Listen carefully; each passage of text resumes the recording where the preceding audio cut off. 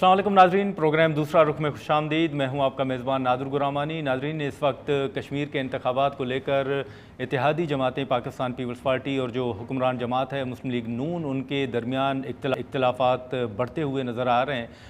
जो इंतखाबी नताइज सामने आए हैं, जो पहला मरहला मुकम्मल हुआ है, उसको पीपल्स पार्टी मानने के लिए तैयार नहीं है और उन्होंने धांधली का इल्ज़ाम भी लगाया। और बिलावल भुट्टो ने आज भी अपनी तकरीर में ये कहा है, मुस्लिम लीग नून का नाम लिए बगैर, कि ये हमेशा धांधली के ज़रिए इक़्तिदार में आते हैं। और इसी के साथ साथ फॉर्म 47 का भी उन्होंने जिक्र किया है। बिलावल भुट्टो ने यह वाज़ेह तौर पर कहा है कि धांधली के ज़रिए जो नताइज हैं या इस वक्त जो धांधली की जा रही है, वो नताइज किसी सूरत पीपल्स पार्टी कबूल नहीं करेगी।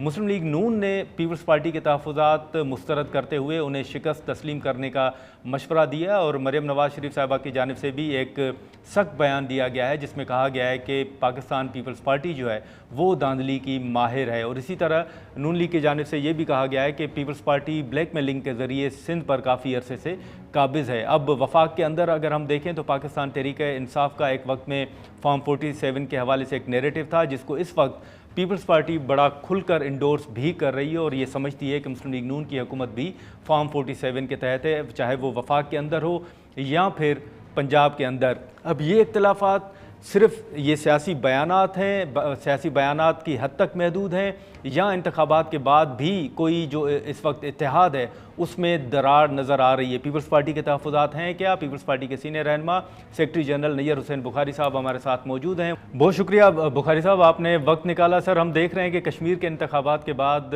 मुस्लिम लीग नून जो है वो आज की, अगर आप अखबारात उठाकर देख लें या बयानात देखें, तो वो ये कह रहे हैं कि पाकिस्तान पीपल्स पार्टी को शिकस्त जो है वो तस्लीम करनी चाहिए। बिलावल साहब की आज भी हमने तकरीर देखी, आप भी वहाँ पर मौजूद हैं गुज़िश्ता कई रोज़ से।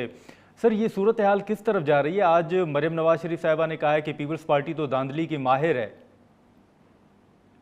शुक्रिया।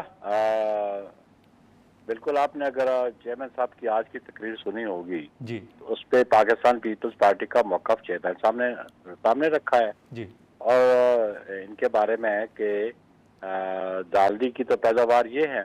आप ये देख लें कि जब 1988 में जब ये चीफ मिनिस्टर थे और फिर उन्होंने किस अंदाज से उस वक़्त के प्राइम मिनिस्टर जनाब जुनेजो साहब को छोड़ा और फिर वो care taker prime chief minister भी बने। फिर जो 1990 का इलेक्शन है, जो वो जिसे चुराया गया और मोहतरमा बेनज़ीर भुट्टो शहीद साहबा ने उस वक़्त कहा और ये इलेक्शन चोरी किया गया है, और उसका वाज़ह सबूत ये था कि 1990 में एयर मार्शल असगर खान साहब ने एक पिटीशन फाइल की और वो सुप्रीम कोर्ट तक पिटीशन फाइल हुई, जिसमें ISI चीफ का वो दुरानी साहब का एफिडेविट है, जिसमें असगर खान केस में था। किए गए असगर खान केस पे, वो बड़ा वाज़ेह सबूत है। और फिर उसके बाद जितने इलेक्शन हुए आपके सामने हैं। मोहतरमा बेनज़ीर भुट्टो साहबा हमेशा कहते रही इलेक्शन चुराया जाता है, चमक दिखाई जाती है। तो फिर आप देख रहे हैं, जो 2013 का इलेक्शन था, RO का इलेक्शन था, और फिर जो मौजूदा इलेक्शन है ये भी तो आपके सामने है।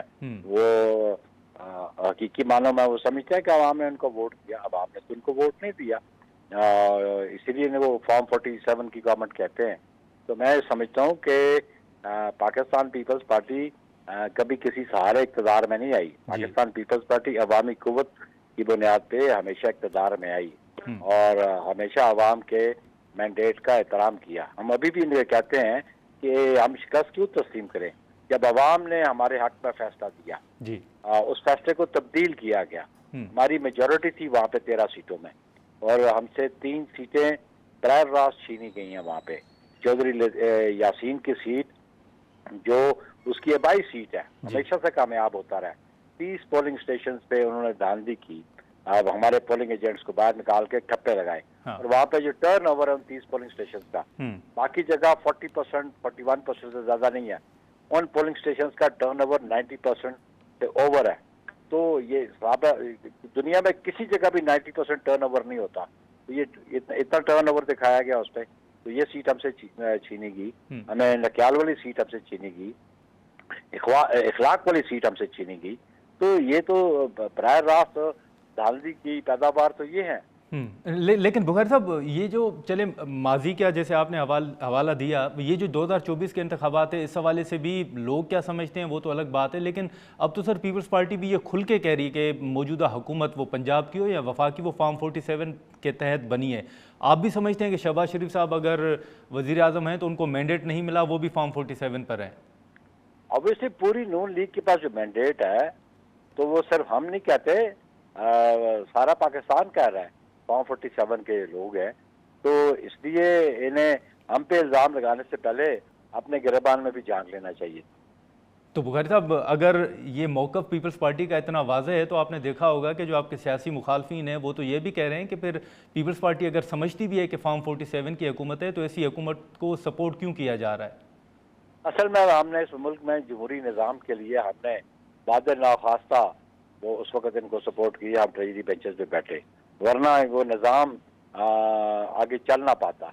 जमहूरी निज़ाम न चलता, पार्लियामेंट न चलती, तो हमने तो एक्सेप्ट किया उसको इन द नेशनल इंटरेस्ट और कौमी मफाद। जैसे चेयरमैन ने कहा कि हमें कौमी मफाद जो है ज़्यादा अजीज होता है, और कौमी मफाद में ही हम इनके साथ ट्रेजरी बेंचेस पे बैठे। तो सर ये सपोर्ट जारी रहेगी आपके नज़दीक इस वक्त जो माहौल है? उसका फैसला तो मेरी क़यादत करेगी, मेरी क़यादत करेगी, मेरी जमात की सी करेगी। लेकिन आप समझते हैं कि पॉलिटिक्स जो है ना, ये डे टू डे अफेयर है।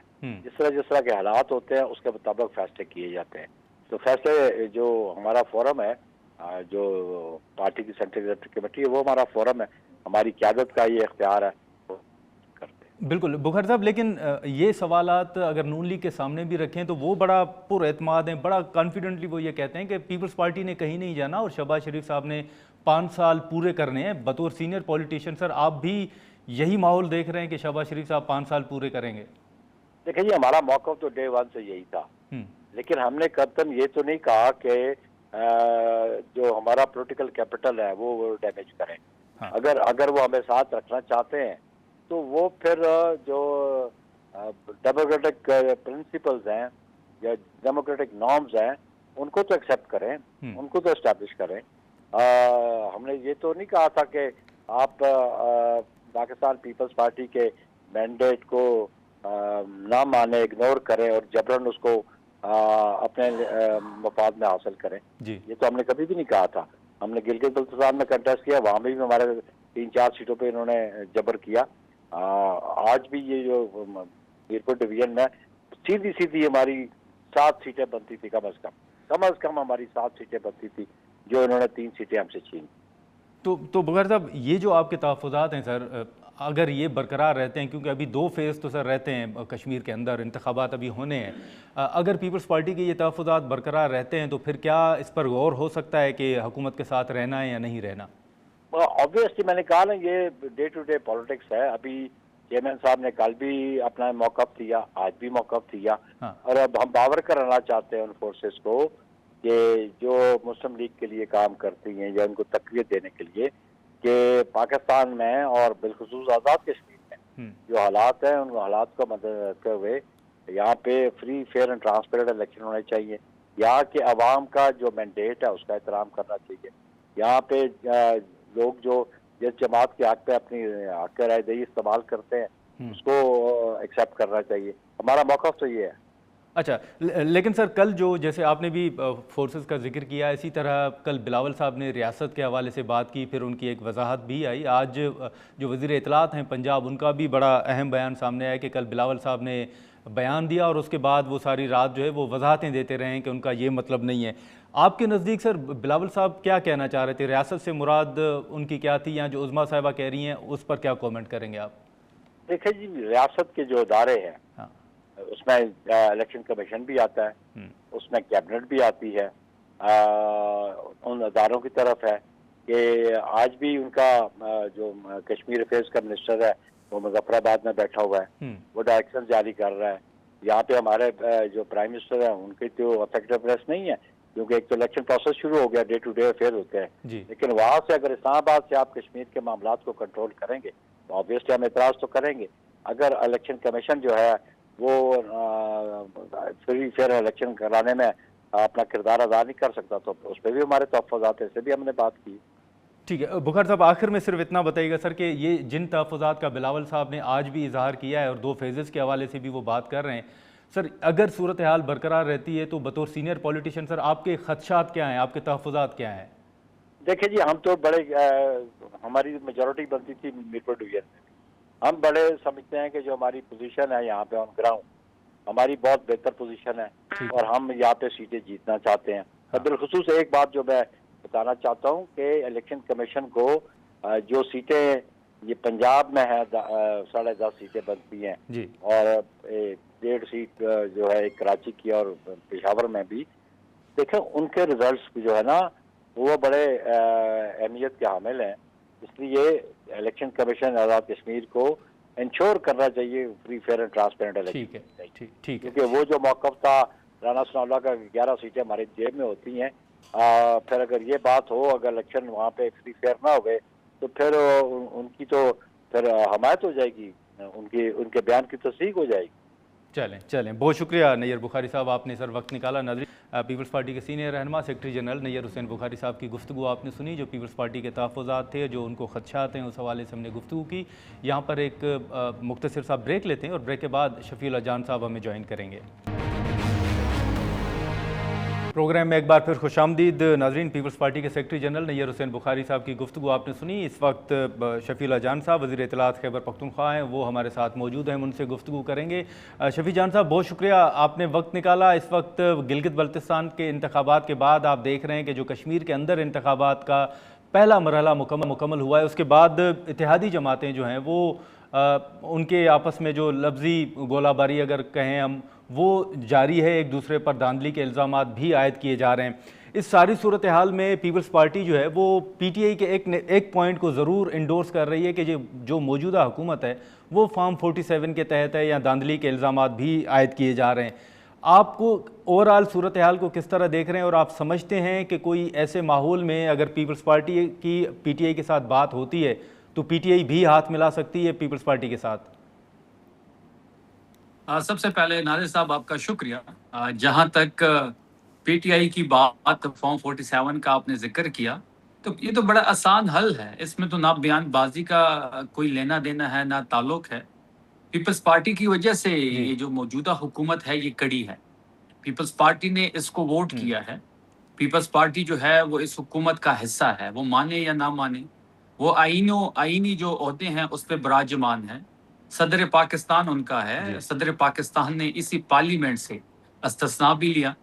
तो ये एक नूरा कुश्ती हो रही है इस वक्त दोनों दरमियान। ये दोनों इस सिस्टम के बेनिफिशरी हैं, ये बारी बारी खेलते हैं। मियां नवाज शरीफ अपने बेटे को वजीर आजम बनने के लिए मेहनत कर रहे हैं, सदर जरदारी अपने बेटे को वजीर आजम बनाने की मेहनत कर रहे हैं। बाकी इनका पाकिस्तान से, पाकिस्तानी अवाम से, पाकिस्तान की मिट्टी से कोई लेना देना नहीं। ये अपने केसेस माफ करने आए हैं, अपने अकाउंट्स में ट्रांजैक्शंस के लिए आए हैं, अपने असासे बढ़ाने आए हैं। राना सनाउल्लाह की स्टेटमेंट ऑन रिकॉर्ड मौजूद है पिछले दिनों कि सिंध की जितनी भी पैसे हैं वो दुबई जा रहे हैं और इनके जो है वो लंदन में जा रहे हैं। मैं फिर में नया फ्लैट भी खतून वजीर आला ने खरीद लिया है। तो बात बड़ी वाज़ेह है। इमरान खान साहब कहते थे कि ये सिक्के के दो रुख हैं, वो बात बड़ी कंफर्म हो रही है। आपने देखा होगा कि नादिर साहब जीबी के इलेक्शन में पीपल्स पार्टी ने नून पे इल्जामात लगाए कि उन्होंने धांधली की है, हमारी सीटें छीनी है। फिर कुछ दिनों बाद बजट का इजलास था, इसी पीपल्स पार्टी ने नून लीग को बजट में वोट दिया। 30 मिनट के लिए बिलावल साहब नाराज हुए, फिर एक फोन कॉल आती है, जीबी की हुकूमत इनके सुपुर्द कर दी जाती है और फिर ये बजट में वोट कर देते हैं। कश्मीर का फैसला नून लीग के हक में हुआ है। ये बारी बारी खेलते हैं, ये मतलब ये डिवीजन करते हैं कि जीबी आपका, कश्मीर मेरा, ये बारी मेरी, अगली बारी आपकी, सिंध आपका, पंजाब मेरा। तो ये तो शुरू से इनका वतीरा रहा है। तहरीक इंसाफ ही वाहिद हकीकी जुमात है, सबसे बड़ी सियासी जुमात है और इंशाल्लाह आप देखेंगे कि जब पाकिस्तान तहरीक इंसाफ की हुकूमत आएगी ज़रूर इंशाल्लाह, और इमरान खान साहब वज़ीर आज़म बनेंगे, तो ये तमाम तर चीज़ें जो एक दूसरे के खिलाफ ये केसेस ये दायर करते हैं, इनका फैसला तहरीक इंसाफ ही करेगी। अच्छा, लेकिन ओवरऑल शफी जान साहब, आपको सर क्या माहौल नज़र आ रहा है? आप समझते हैं कि कश्मीर के इंतखाबात के बाद ये जो इल्ज़ामात हैं, पीपल्स पार्टी हो या नून लीग हो, ये मामला फिर ख़त्म हो जाएगा ये इलेक्शन की वजह से ही? और दूसरा, ऐसी सूरत हाल में पीटीआई की हिकमत अमली सर क्या है? 5 अगस्त की ही हवाले से सोचा जा रहा है या मौलाना साहब के साथ भी कोई राब्ते हुए हैं ताकि मुश्तरका हिकमत अमली के साथ सामने आया जाए? देखिए, जहां तक इन दोनों जमात का ताल्लुक है, कश्मीरी इलेक्शन के बाद ये पुरानी तनख्वाह पे फिर काम करेंगे। एक इस वक्त भर्ती हुआ है, वो अपनी नौकरी सर अंजाम दे रहा है, और पीपल्स पार्टी जो कि दूसरी पार्टी है वो लाइन में खड़ी है और इशारे का इंतजार कर रही है। ये डंडी के नीचे दोनों एक हैं, इनका इख्तियार दोनों के पास नहीं है, ये किसी और के पास है, और ये अपनी पुरानी तनख्वाह पे ही काम करेंगे। जहां तक 5 अगस्त की बात है, तो 5 अगस्त को इमरान खान साहब के अगवा को 3 साल पूरे हो रहे हैं। तहरीक इंसाफ पावर शो और जलसे आम का ऐलान कर चुकी है खैबर पख्तूनख्वा पेशावर में मोटरवे के टूल प्लाजे के करीब, जहाँ पे खैबर पख्तूनख्वा से लाखों लोग उसमें शिरकत करेंगे। आफरीदी साहब वहाँ से खिताब करेंगे और फैसला कुन लाएमल सबके सामने रखा जाएगा। 5 तारीख से इमरान खान साहब की फैसला कुन रिहाई तहरीक शुरू हो जाएगी। हम इस वक्त मशावरत कर रहे हैं अपने अलायंस से, अचकजई साहब से, मलामा साहब से, वो भी वहाँ पे मौजूद होंगे, फिर पार्टी की लीडरशिप वहाँ पे मौजूद होगी। पंजाब को कह दिया गया है कि आपने हर शहर में रैली निकालनी है, उसको मॉनिटर भी किया जाएगा। अहदेदारों को, टिकट होल्डर्स को ये पैगाम वाजे कर दिया गया है। खैबर पख्तूनख्वा के जलसे में खैबर पख्तूनख्वा की अवाम सिर्फ शिरकत करेगी। बलूचिस्तान में अपनी रैलीज निकाली जाएंगी हर शहर में, और कराची में हमारा अपना पावर शो होगा। और 5 तारीख को आफरीदी साहब, इश्क इमरान का वक्त आप पहुंचा है, और आप इस 5 तारीख को एक फैसला कुन तहरीक का आगाज देखेंगे। ये जो पंजाब के अंदर जलसे की दरख्वास्त दी गई है, जो कि वीडियो भी आप देख रहे हैं, एक जो वायरल हो रही है सोशल मीडिया पे, तो अगर जलसे की इजाज़त नहीं मिलती शफी जान साहब, तो फिर क्या सिर्फ रैलियां ही निकलेंगी, या आप समझते हैं कि किसी मकाम पे या हर सूरत में पंजाब के अंदर भी जलसा हो सकता है?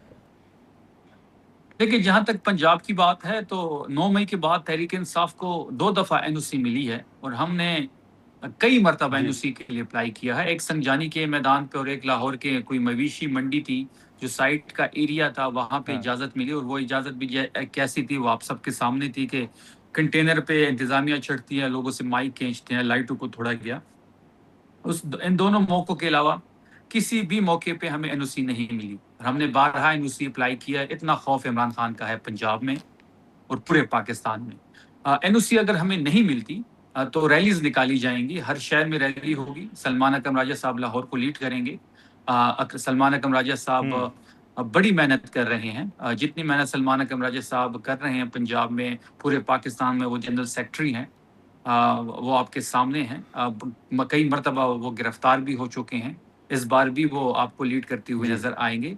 फिर गिरफ्तारियां होती है, जो भी होता है वो सबके सामने होगा। ये तमाशा फिर सारी दुनिया और सारी कौम देखेगी। तहरीक इंसाफ पंजाब में हर शहर में रैली निकालेगी अगर हमें एनओसी नहीं मिलती वहाँ पे। सर, ये जो तहरीक है या ये जो जलसा है 5 अगस्त का, और उसके बाद जो हिकमत अमली होगी, इस सारी हिकमत अमली में आप समझते हैं कि अलीमा साहिबा का भी कोई रोल होगा? देखिए, तमाम हमारे पार्टी की लीडरशिप हो, इमरान खान साहब की फैमिली हो, तमाम 5 अगस्त के जलसे पे आपने देखा होगा अलीमा आपा की स्टेटमेंट भी कि उन्होंने इसको सराहा है।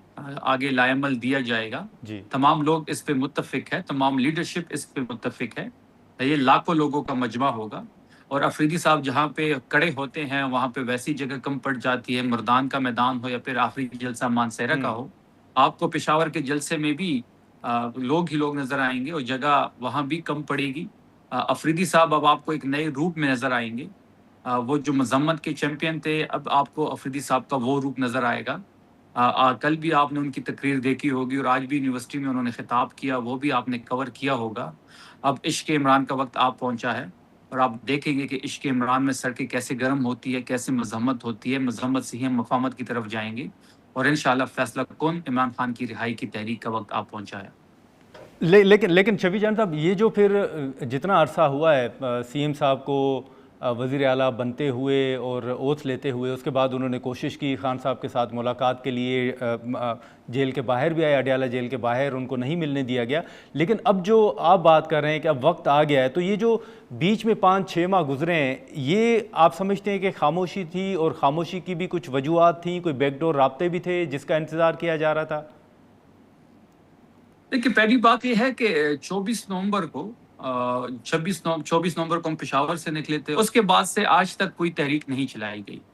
ये तकरीबन 2 साल होने वाले हैं और अफरीदी साहब को 8 महीने हो गए हैं। अफरीदी साहब ने इन 8 महीनों में अपना होमवर्क कंप्लीट कर लिया है। हमने बारहा मुज़ाकरात की तरफ भी हमने देखा, लेकिन वो चीज़ें जो है वो डेडलॉक का शिकार रही हैं। क्योंकि इसलिए डेडलॉक का शिकार रही हैं कि इनके पास कोई इख्तियार नहीं है। हमने जब भी इनसे इमरान खान की बात की है, हमें सिर्फ आगे से यही जवाब मिला है कि हम उनसे पूछेंगे, उनसे बात करेंगे, उनके सामने सिचुएशन रखेंगे और फिर आपको रिप्लाई बैक करेंगे, और कोई रिप्लाई बैक नहीं होता। अब एक ही रास्ता बचा है, वो मजम्मत का है। तो 2 सालों में तो कोई तहरीक नहीं चलाई गई। जब 2 सालों में कोई तहरीक नहीं चलाई गई तो कोई लचक भी दूसरी तरफ से नहीं दिखाई गई। हमेशा तहरीक इंसाफ ने ही लचक दिखाई है, हमेशा तहरीक इंसाफ ही पाकिस्तान के साथ खड़ी हुई है, और इन्होंने सख्तियां मजीद इमरान खान पे सख्त की। तो इन तमाम तर चीज़ों को सामने रखा गया, तमाम तर चीज़ों पे सोचा गया, तमाम तर चीज़ों को डिस्कस किया गया, और फिर फैसला किया गया मुश्तरका तौर पे कि 5 अगस्त को पेशावर के मकाम पे खैबर पख्तूनख्वा का जलसा होगा, और वहाँ से इमरान खान साहब की फैसला कुन रिहाई तहरीक शुरू हो जाएगी।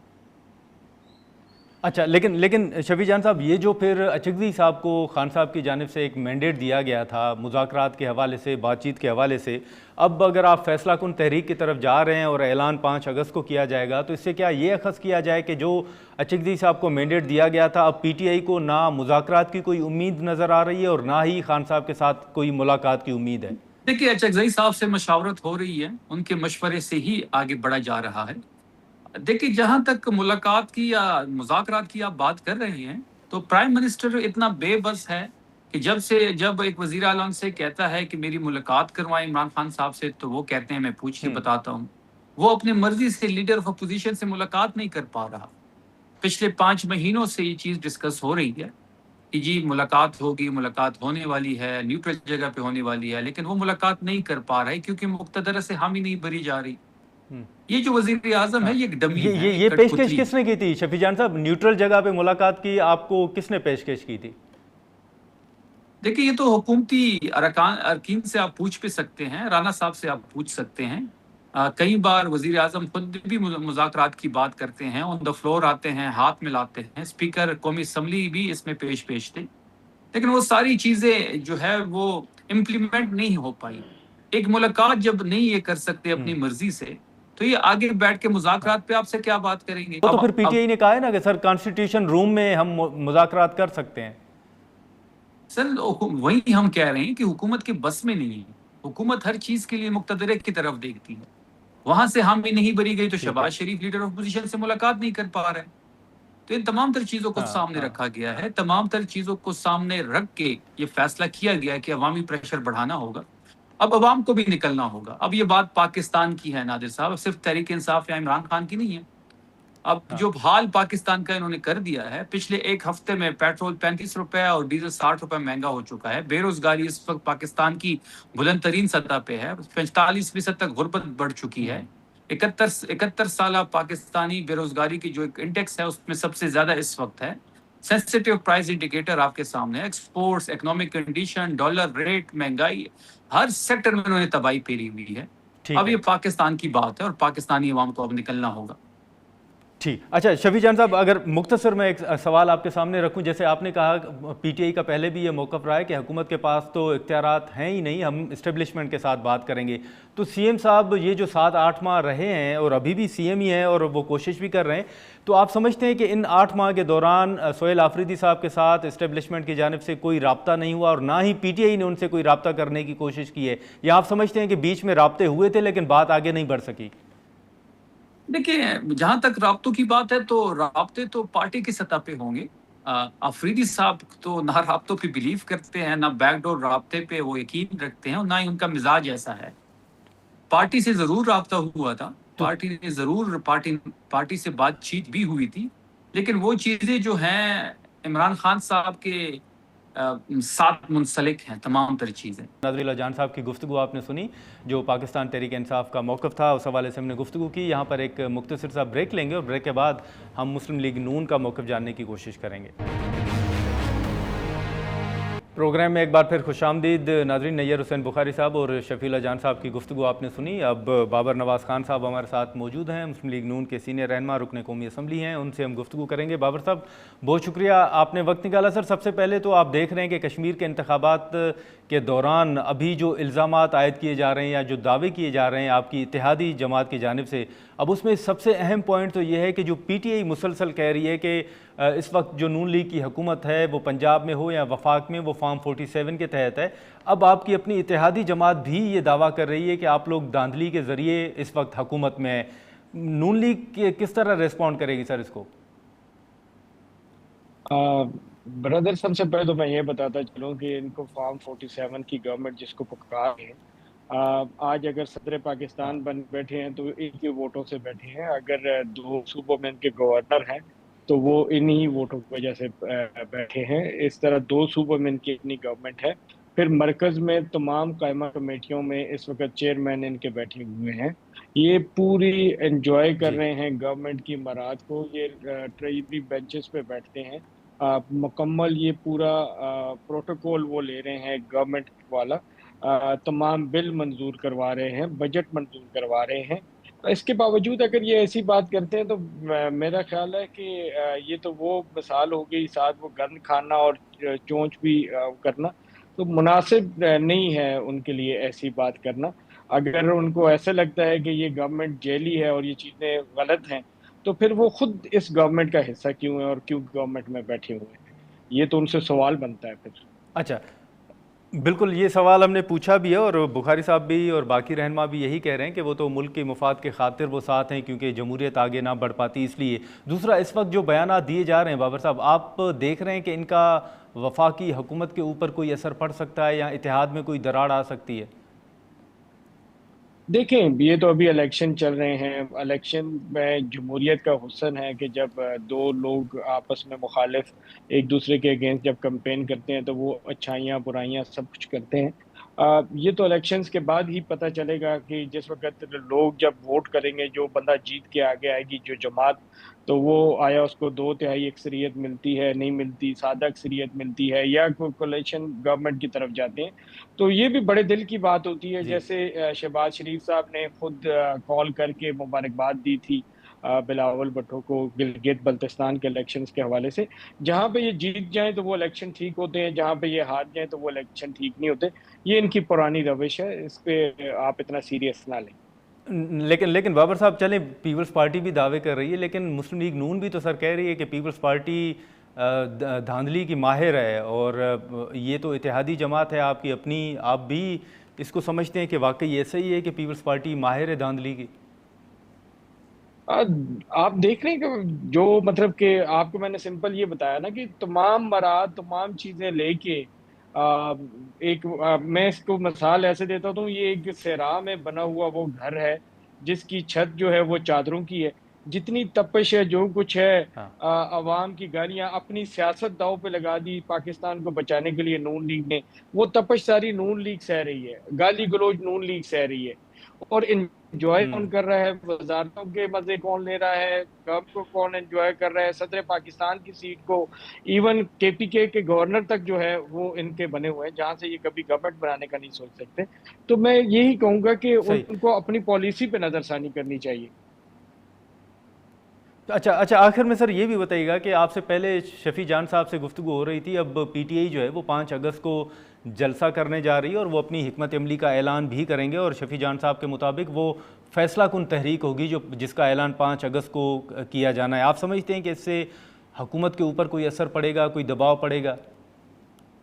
इसके लिए मैं आपसे 2 मिनट लूंगा। मैं 2 मिनट तक बात करना चाहूंगा इस मौजू पे। सबसे पहले तो ये है कि वो अपने जिसको वो लीडर कहते हैं वो लोग उसके साथ मुखलिस नहीं है। इकबाल अफरीदी साहब ने चंद दिन पहले आपको बताया कि आखिरी मुलाकात में इमरान खान ने कहा कि मेरी पार्टी अब मेरा हुक्म मानना छोड़ चुकी है, वो अपनी मर्जी कर रहे हैं, अपना एंजॉय कर रहे हैं। इसी तरीके से अगर आप बुशरा बीबी की बहन का बयान सुने तो आपके पूरे मीडिया में वो चला है, और उसमें उन्होंने बताया कि उन्होंने तैमूर झगड़ा साहब को डिप्टी सीएम के लिए नामजद किया था, जी। उनके जो कैदी है उसने, लेकिन उन्होंने उसको नहीं देखा, उसको उसके मुताबिक बात नहीं की, ना काम किया। इसी तरीके से इनका सही। बयानिया वहां पे केपीके में लोगों में भी अब वो नहीं बिक रहा जो जो बेचना चाह रहे थे। मैंने आज 2-3 दिन हो गए, मैं बार बार हर टीवी प्रोग्राम में भी जाके इनको चैलेंज कर रहा हूँ। तो ये मैं इसको सिंपल ऐसे ही कहूंगा, जैसे इनके 35 पंक्चर का एक सियासी बयानिया था, ये शोहदा वाला भी इनका जी। सियासी बयानिया है। मैं पूरे खैबर पख्तूनख्वा या पाकिस्तान की बात तो अच्छा। नहीं करूंगा। मैंने जो देखा, जो मेरा इलाका है हरीपुर, वहां का एक नौजवान इमरान नामी, वो जो है 25 तारीख की सुबह 7:25 पर E11 नस्वार चौक के करीब उसको जो है मोबाइल स्नैचिंग के दौरान 2 अफगानी बाशिंदों ने उसको कत्ल कर दिया, जिसके कत्ल को 28 अच्छा। तारीख को उसके बड़े भाई जो कि तहसील सदर हैं पीटीआई के खानपुर हरीपुर हदारा के, उन्होंने जाके शनाख्त किया कि ये मेरा भाई है। और उसके बाद उस वक्त के अपोजिशन लीडर जो उमर अयूब और उसके भाइयों ने उसको जो है तो उठा के शोहदा की लिस्ट में डाल दिया, और उसको 1 करोड़ रुपया भी जाके घर पे दे आए। जबकि आपकी पिम्स की रिपोर्ट बता रही है कि वो इनके इस्लामाबाद पहुंचने से पहले उसका मर्डर हुआ। ऐसा कुछ हुआ ही नहीं, और इन्होंने उठा के इस रियासत और यहाँ के इदारों के ऊपर इल्जामात लगा दिए। ये जमात तो ऐसी जमात है कि जो पाकिस्तान को कमजोर करने का सोच रही है। इनके कायद की जो बहन है कुछ दिन पहले कह रही है कि हमारा जो अभी बनियान और मरसूस हुआ ही नहीं, ये तो एक टेम्पर्ड किस्म की जंग थी। ये तो हमारे ना आर्मी चीफ का वो जो दुनिया इस वक्त कह रही है कि फील्ड मार्शल आसिम जी। मुनीर साहब और शहबाज शरीफ साहब की टीम ने जिस तरीके से मेहनत और लगन से पाकिस्तान की इज्जत दुनिया में बढ़ाई, आज अमेरिका का सदर आपके हुक्मरानों के नाम लिए बगैर थकता नहीं है। आज दुनिया की हाँ आपकी हाँ में हाँ है, आज आपकी ना में दुनिया की ना है। ये ठीक है। सारा कुछ होने के बावजूद आज अगर वो मार्च की बात है तो पहले चले। उनका पेशावर में जलसा है, उस जलसे में मुझे तो बड़ा खुशी होगी कि वो हम सबको, आपको मुझे दावत दें, हम आके कुर्सियां गिनेंगे कि 2 लाख 3 लाख लोग लेके आ रहे हैं या 20 लाख 50 लाख लोग के लेके आ रहे हैं, क्योंकि वो कह रहे हैं हम चले। 4 करोड़ के लोगों की पार्टी हैं। 4 करोड़ लोगों की पार्टी में से 40 अच्छा। लाख लोग अगर वो लेके निकलते हैं तो फिर हम कहेंगे कि कोई तहरीक चली है। चले चले चले बाबर साहब, बहुत शुक्रिया वक्त निकालने के लिए। नाजरीन, गुफ्तगू आपने सुनी। अब हम यहाँ पर एक मुख्तसर सा ब्रेक लेते हैं, और ब्रेक के बाद जो कश्मीर के हवाले से, जो इंतखाबात के हवाले से जो धांधली के इल्ज़ामात सामने आ रहे हैं, जो दावे सामने आ रहे हैं, उस पर हम गुफ्तगू करेंगे और जानने की कोशिश करेंगे कि हक़ाइक़ थे क्या। प्रोग्राम में एक बार फिर खुशामदीद। नाज़रीन, कश्मीर इंतखाबात के हवाले से जो बातें की जा रही हैं, जो दावे किए जा रहे हैं, उस हवाले से हम गुफ्तगू करेंगे। अहमद बिलाल महबूब साहब हमारे साथ मौजूद हैं। सर, बहुत शुक्रिया वक्त निकालने का। अहमद बिलाल साहब, सबसे पहले तो आपने देखा होगा कि कल से जो पीपल्स पार्टी के दावे या इल्ज़ामात कहें, और इसी तरह नून लीग भी पीपल्स पार्टी को कह रही है कि वो शिकस्त जो है वो तस्लीम करें। सर, इन इंतखाबात में जो फ़ेज़ 1 जो है वो मुकम्मल हुआ है, इसमें आपको क्या ख़राबियाँ नज़र आ रही हैं जो दोनों जमातों की जानिब से दावे किए जा रहे हैं? आपकी रीडिंग क्या है सर?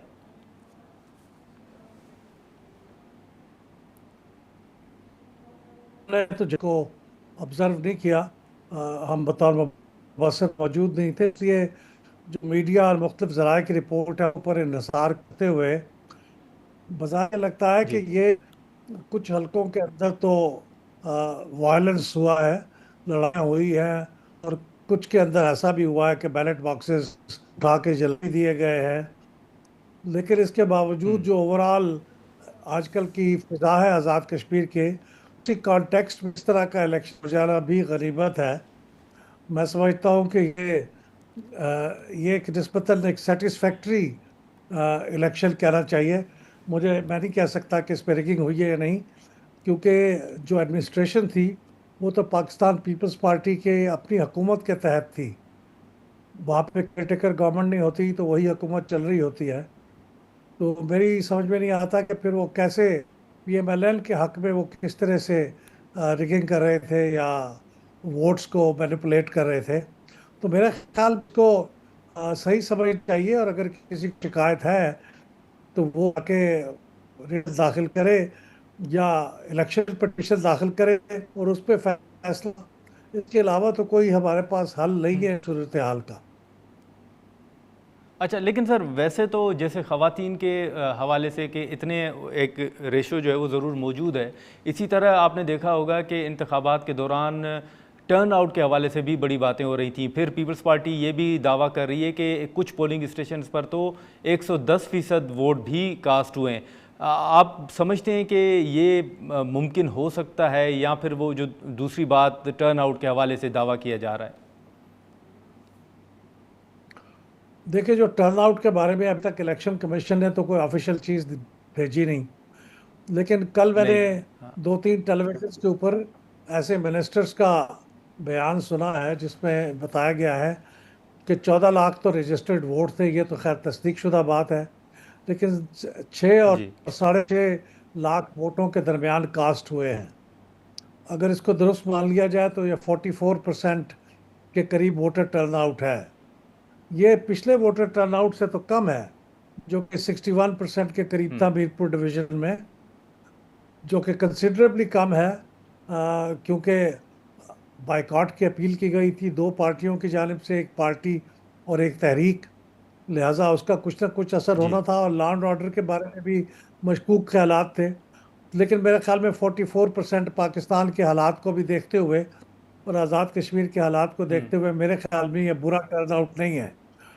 लेकिन दूसरी बात आपने जो पूछी कि ये जो दावे हैं वो किस हद तक 110%। दुरुस्त हैं, तो देखिए कि जी 110% वाली बात, ये तो जब वहाँ पे फॉर्म 27 होता है, जो यहाँ पे फॉर्म 47 होता है, तो जब तक वो आ ना जाए और हम उसको देख ना ले तो कुछ कहा नहीं जा सकता। लेकिन 2-3 फॉर्म जो मुझे दस्तयाब हुए हैं उनमें तो मैंने कोई ऐसी चीज़ नहीं देखी। वो तो टोटल रजिस्टर्ड वोटर्स का से कम तादाद में लोगों ने वोट कास्ट किए हैं। लेकिन अगर कहीं 110% वोट कास्ट हुए हैं किसी पोलिंग स्टेशन पे, तो वो तो फिर पीपल्स पार्टी का जो दावा है वो दुरुस्त साबित होगा कि वहाँ पे धांधली हुई है, क्योंकि 110% वोट कास्ट होने का तो कोई सवाल ही नहीं है ना, जब तक कि आपको गलत कारी वहाँ पे ना सवाल करें। सही। लेकिन सर एक आखिरी सवाल कि ये जो फेजेज़ में इंतखाबात करवाने का फ़ैसला था, पीपल्स पार्टी भी कह रही है कि उन्होंने मजबूरन इस फ़ैसले को कबूल किया। क्या ये फेजेज़ जहाँ भी इंतखाबात हों, अगर वो मरहलावार हों, तो आप समझते हैं कि वो मुतनाज़ा होते हैं, और यही माहौल आप कश्मीर के अंदर भी देख रहे हैं? जी हाँ, फेजेस में अगर होता है तो हर फेज़ का अगर इंतखाबी नताइज ऐलान हो जाते हैं तो फिर वो दूसरे फेज़ के ऊपर असरअंदाज होते हैं, फिर पहले 2 फेजेस के हाँ। तीसरे पे असरअंदाज होंगे। तो ये खराबी तो है इसमें, इसलिए बेहतर होता है कि एक ही फेज़ के अंदर इलेक्शन हो जाते, लेकिन ऐसा नहीं हुआ। गालिबन उसकी वजह यह है कि पूंछ के अंदर जो हालात हैं वो चाहते थे कि कुछ टाइम मिल जी जाए ताकि वहाँ पे हम 10 अगस्त को पहुँचते पहुँचते वो हालात शायद किसी हद तक कंट्रोल में हो जाए, कोई बातचीत हो जाए। तो ये भी एक इंतज़ामी तौर पे एक इशू था वहाँ पे। लेकिन ये भी हो जी। सकता था कि वो चाहते कि ये इंतखाबी नताइज जो है ऐलान ना किया जाए और बैलेट बॉक्सेस को संभाल के रख लिया जाए। लेकिन उसके अंदर भी रख लिया पाकिस्तानी जाए। कॉन्टेक्स्ट में ये इल्ज़ाम लगता है कि साहब बैलेट बॉक्सेस जो रखे गए उनको मैनिपुलेट कर लिया गया बैलेट पे। तो इसलिए सब कुछ एक मुश्किल सूरत हाल है, और इस मुश्किल सूरत हाल में जो परफेक्ट सोल्यूशन है वो तो नहीं निकलता। तो इस वक्त जो सोल्यूशन है उसी को कबूल कर लेना चाहिए मेरे ख्याल में। चलें, बहुत शुक्रिया अहमद बिलाल महबूब साहब, आपने वगला नाजरीन जो कश्मीर के हवाले से दोनों जो इत्तेहादी जमातें हैं, जो उनके दावे और इल्ज़ामात हैं, उस हवाले से हमने गुफ्तगू की। आज के प्रोग्राम में इतना ही, इजाज़त दीजिए, अल्लाह हाफ़िज़।